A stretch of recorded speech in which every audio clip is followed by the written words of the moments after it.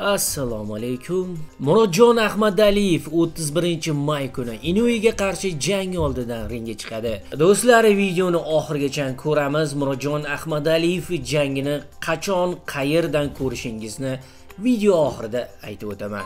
Do'stlar, kanalga obuna bo'lamiz, videoga bittadan like'larni bosamiz, kommentariyada Murodjonga omad so'zini yozib qo'yamiz. Murodjon Ahmadaliyev Toshkent vaqti bilan 31-may tongida Meksikaning Guadalajara shahrida tashkil etiladigan Matchroom boks oqshomida 29 yoshli mezbon yurt vakili Luis Castilloga qarshi ringga ko'tariladi. Murodjon Ahmadaliyev professional boksda shu kungacha 14 ta jang o'tkazgan, 13 ta g'alaba, bitta mag'lubiyat, 10 ta nokaut qayd etgan. Uning raqibi professional boksda 37 ta jang o'tkazib, 31 ta g'alaba, 6 ta mag'lubiyat qayd etgan. Inui jangi bo'yicha kelishuv kuchga kirish uchun Ahmadaliyev 31-may kuni g'alaba qozonishi kerak. Do'stlar, kanalga obuna bo'lamiz, videoga bitta like'larni bosamiz, kommentariyada Murodjon Ahmadaliyevga omad so'zini yozib qo'yamiz.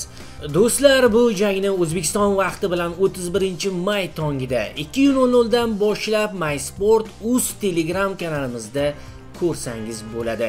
Bu uchun kommentariyada turgan silka orqali o'ting va janglarni biz bilan tomosha qiling.